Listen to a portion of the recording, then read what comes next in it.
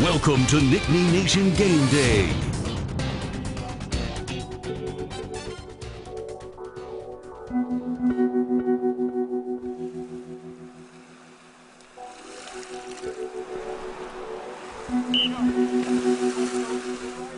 Let's take this show on the road, down to Orlando, Florida. Palm trees and a cool breeze. Penn State is back in a coveted bowl game, welcoming the Kentucky Wildcats to the national stage. There's programs around the country that the players aren't necessarily looking forward to the bowl game.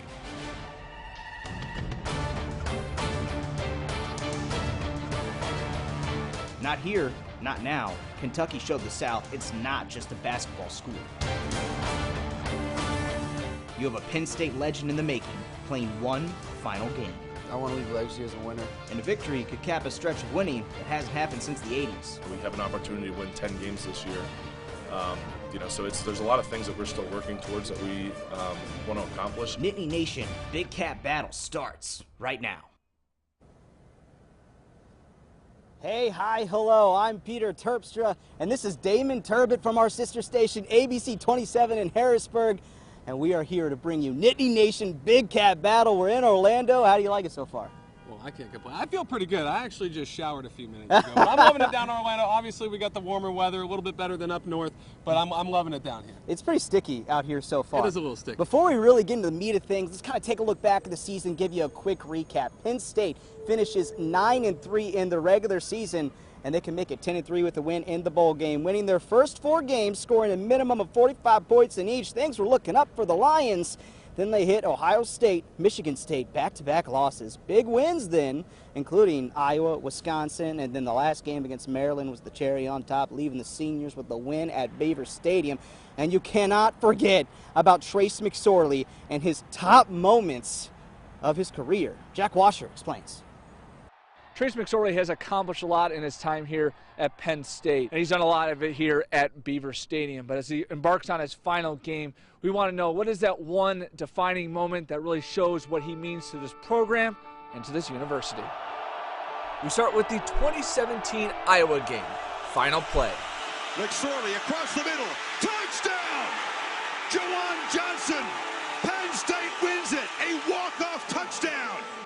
Or how about the game he had against Ohio State this past season? Keeper again. McSorley hammers down stretches. 461 total yards, a Penn State record. It's a green grass in front of the quarterback. McSorley still motoring. But there's one moment you may not think of that will always stand out to his teammates. You look back at the Iowa game where he went down, he was hurt. Dropped by Anthony Nelson. And McSorley is down and hurt. And the stadium goes quiet. I think I watched the TV copy about it. The announcers were like, oh, he just doesn't look like how he is. And Iowa knows it too. Iowa's defense knows it too, that McSorley can't run the way he did, let's say, a week ago. Although he takes off here. On cue, Trace McSorley runs just fine down the sideline for the touchdown. It's kind of like, yeah, he can still do everything that he could do before. Just so the resilience he has and just the toughness he has. Moments that will last a lifetime. But if you ask his coach, I don't think it's ever about one moment. I don't think it's ever about one game. I think it's a combination of experiences. I think it's a combination of traits. It's not about a specific moment or a specific game, and I think that's what really tells Trace's story. All right, so Trace McSorley, he's pretty good at this football thing. Let's take a look at some of those records that he holds at Penn State. I think maybe the most important, wins more than anybody else. 31 in his career, 703 completions, 9,653 passing yards. It'd be pretty cool if you could get to 10,000 in the bowl game, and touchdowns by a quarterback with 29. Real quick, let's talk about Trace McSorley. Is he the best quarterback to ever play at Penn State? You got an argument there, for sure. Well, that's the thing. There's been so many good quarterbacks who have come through Penn State. But, I mean, you talked about wins. At the end of the day, you want to win football games. You have more wins than anybody else. That's tremendous. And then also, of course, we have the eye test because he's in our era. But you see the toughness on this kid and just his will to win. It's incomparable, really. Nah, I'm pretty young. I can't, reach back to the Todd Blackledge days and stuff like that. And also, they played fewer games back then. So you can come up with all sorts of arguments. But I tell you what, one thing you can definitely count on is that this is his last game coming up January 1st in the Citrus Bowl. So you want to see how he finishes things off. And we're not the only ones having a lot of fun here in Nittany Nation Big Cat Battle. It is time to send it back to the studio in Central PA. Rosie Langello standing by. What's up, girl? Hey guys, well, we talked about Trace's top moments of the season, but how about we switch gears and talk about the team as a whole? Check out these top moments. Looking that way for Sutton. Jump ball intercepted. Ball game over. Laurier staves off the September surprise. Yeah, first up we have Amani Laurier's interception against App State. The man jumps above the App State player and grabs the ball like taking candy from a baby. Game over there. Hill, first down. Still running. Touchdown, Ohio State. Just get it off. Sanders, smother. Chase Young, another big play. Did you forget the heartbreaking 1-point loss to Ohio State? The final score 27-26, the largest crowd Beaver Stadium has ever seen, and a whiteout that could be seen for miles. No joke. And Coach had this to say after the game. You guys thought I was a psychopath in the past? You have no idea. To be able to leave out of Beaver Stadium, especially like this with a win, yeah, I'm satisfied. Pass the tissues. Seriously, this is such a great moment that we all got to witness. Everyone, like I said, got to witness the final curtain call for quarterback Trace McSorley one last time for the record-breaking quarterback. His final game at Beaver Stadium ended with a win.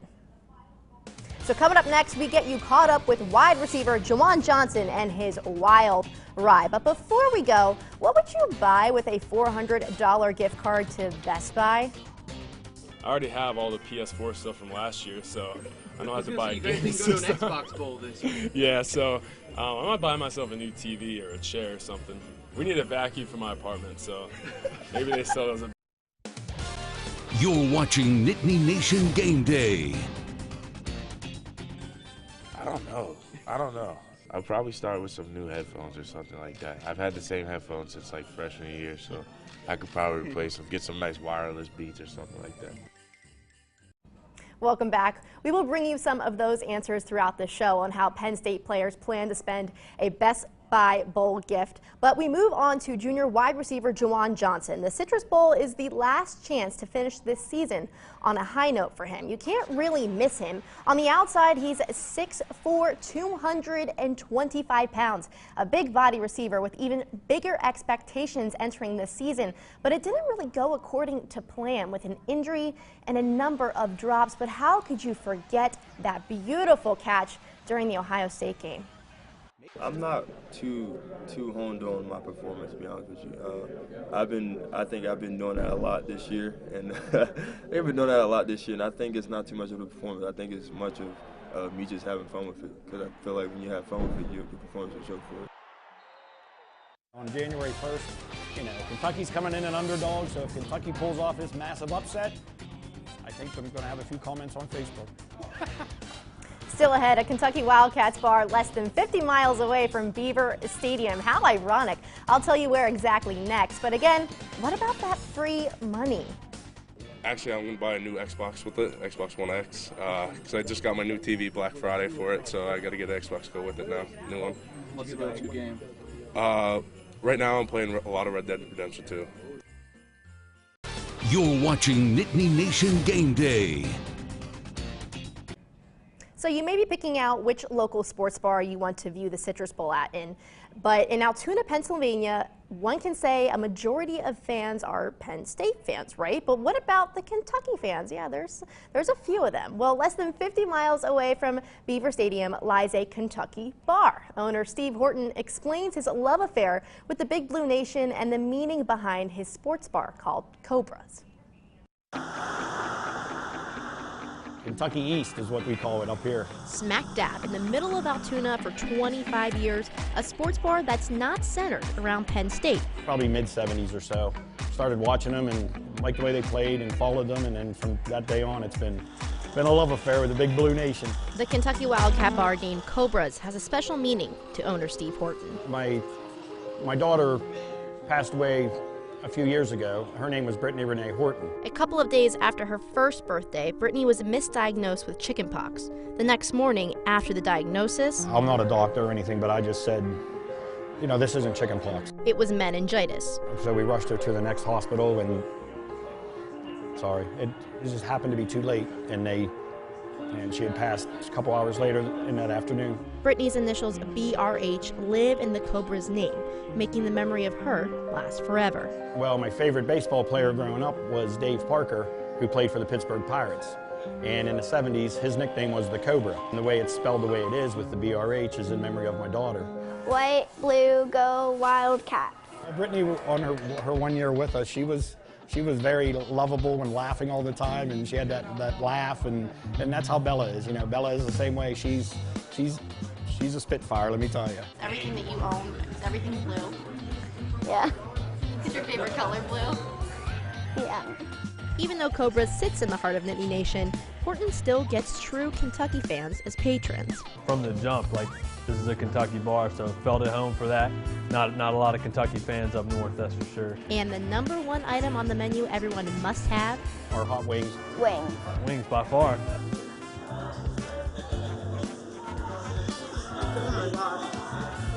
They're really good. Really good. I understand. On January 1st, you know, Kentucky's coming in an underdog, so if Kentucky pulls off this massive upset, I think I'm going to have a few comments on Facebook. Those hot wings were delicious. And shout out to Peter for finding the logo on the bar one day. And speaking of Peter, hello to you guys. What's going on? Hey, Rosie, first off, that's a great story. I cannot believe the just chances that there's a Kentucky bar in the middle of central Pennsylvania, and then you have this game coming up, right, Damon? It all started with a sticker, right? It all Yeah. started with a sticker. Anyway, well, Kentucky and a lot of other teams that come down here like to call Bowl Week a business trip. Penn State feels a little bit different about that. I'll tell you what I mean after the break.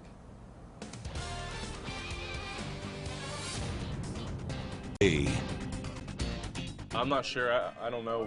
Let's see what happens when I get down there, but I haven't had anything in mind yet. Welcome back. Yeah, I'm not sure what I do with a $400 gift card to Best Buy either. We're going to continue to bring some of those players' picks throughout the show. Peter Terpstra still alongside Damon Turbin. Damon, what you got for us? What do I got for you? Well, Penn State, obviously, we just talked about it before the break. They want to win this football game, but they're also down here in Orlando to have a little bit of fun. And it's fun for us because we get to see a little more personality come out of guys like Miles Sanders. He did well, obviously, handling the spotlight on the field in his junior season. But how does he like roller coasters, and how does he handle that $400 just being handed to him for a shopping spree? What are some purchases? I know you're thinking of it in the back of your mind. Yeah, I'm excited. I mean, it's free money. I'll take anything free. But I'm getting something for my mom. She wants something for Christmas, so I'm gonna do that. I don't know. I don't really shop at Best Buy, so I don't know until I get there. Are you an amusement park guy, and what are your thoughts on getting to head out to one? Oh yeah, I heard we're going to Universal, right? Yeah, I haven't been there, so I can't wait. I'm a little kid in the amusement park. I've never been there, so Okay. But I'm gonna get on probably the biggest roller coaster there is, but. Yeah, Miles Sanders is not really a stranger to roller coasters. I'm pretty sure we've seen that through the first 3 seasons of his career. Yeah, definitely be behind Saquon Barkley and all that. All right, we're going to take another break. We're going to take a look at Kentucky, break down who they are and how you beat them. But before we do that, take a listen. I was following them on Twitter and sending them a bunch of direct messages like, "Hey, you may want to save yourself for the draft."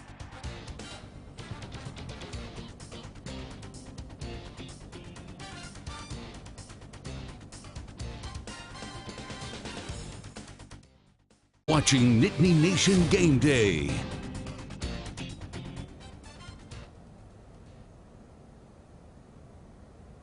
Welcome welcome back to Nittany Nation Game Day Big Cat Battle. Penn State getting ready to take on Kentucky in the Citrus Bowl. As we told you before, when you hear Kentucky, you think of basketball. At least I do, but this team's had a pretty good season. Right, yeah, exactly. But now you got to start thinking about football. And what do we mean by that? Well, let's break it down for you. All right, so let's start with Kentucky's best overall player. He's on the defensive side of the ball. Linebacker Josh Allen. He's more of a pass rusher. He's preparing for his final game with the Wildcats. He holds the University of Kentucky record for career and single-season sacks with 28.5 and 14 in 1 year. He has won 3 National Defensive Player of the Year awards, and he's from New Jersey. That's not too far from PA. I was following him on Twitter and sending him a bunch of direct messages like, "Hey, you may want to save yourself for the draft," but that he didn't. Obviously, that didn't work. The backfield, number 24, their running back, and Trace McSorley. Them two, I like to find to watch. They're good. They're fun to watch. Just watching them, they make a lot of great plays on their feet. Number 1 as a receiver, he's really fast, he's quick with his feet, and he makes good plays. He makes big plays. This is the first time Kentucky has won 9 games in a season since 1977. And if they were able to win on New Year's Day, it would be just the 3rd time in 103 years that the Wildcats have won 10 games. So Orlando, a bit of a storybook setting to close out this magical season. James Franklin says his team's opponent is on the rise. I think about my time at Vanderbilt playing Kentucky. The Big Blue Nation is strong. I remember, we would play them in basketball, and the Big Blue Nation would take over Nashville. The blue would be everywhere. And you look what they've been able to do, just kind of steady, growth in the football program. And we got first-year quarterback Terry Wilson Jr. for the Wildcats. This guy is 6'3", 205 pounds, helping guiding Kentucky to its best regular season in 40 years. He's thrown for nearly 2,000 yards, 11 touchdowns, 8 picks on the season. I think the quarterback is a dynamite player. Throws the short to intermediate very well, but he's actually, I think, faster than the tailback. He's dynamic. He can be dynamic in the pass game or in the run game. He's an athletic guy. He's going to present a challenge for a defensive line when they get a rusher on him. He likes to move in the pocket, and he can move in the pocket. All right, so let's talk about Kentucky just briefly. This is a team that has not had a ton of success over the years. It's going to be a big stage for them, but obviously they've had some big stages throughout the season. Yeah, Penn State's been here throughout its history. It's going to be interesting to see what happens with Kentucky, but again, big stage, so let's see how they do. All right, so we're going to get more into this with some predictions. Let's send it back to Rosie Langello in the studio. Rosie, break down what you think is going to happen in this one. Yeah, guys, I'm going to go with Penn State winning this one 34-28 over Kentucky. PSU averaging 34.6 points per game, in Kentucky at 26.6. I'll give the Lions the benefit of the doubt and hope Franklin is on his A game. So what about you two? What are you guys feeling? All right, I'm going to go first here. As I mentioned, I don't think Kentucky will be ready for this big stage, but they do have a lot of dynamic playmakers, but I still think Penn State has a big win in this one, 38-14. That's a pretty big win because I'm not counting against Trace McSorley. Yeah, and shocker, by the way, that the Pennsylvania guys and the whole team up here is picking Penn State. But I got Penn State too, 34-17. Kentucky is really not used to this big stage like we just kind of went over a second ago. Obviously, they're going to want to win big, but they might have some jitters at the beginning. Penn State, Trace McSorley, like you mentioned, he's been here before, so he's going to probably be all right out of the gate, and I think that'll be the difference maker. Here's what I think would be kind of the key to this game. You got to take Josh Allen out of it, okay? And I think the other key on the other side of the ball, you got to stop that running quarterback. They've seen that with a number of different teams this season, and it's also kind of been a little tough for them to stop at times, especially a guy that can throw while on the run. And this kid, Terry Wilson Jr., started at Oregon, highly recruited guy, went to a junior college, okay? And now he's the starting quarterback at Kentucky. All right, one more time for you guys. We're getting ready for the Citrus Bowl. It is New Year's Day. It is at 1 p.m. at Camping World Stadium here in Orlando, Florida. Kickoff, as we said, 1 p.m. televised on ABC. Folks, peace out, Girl Scouts. This is Nittany Nation Big Cat Battle.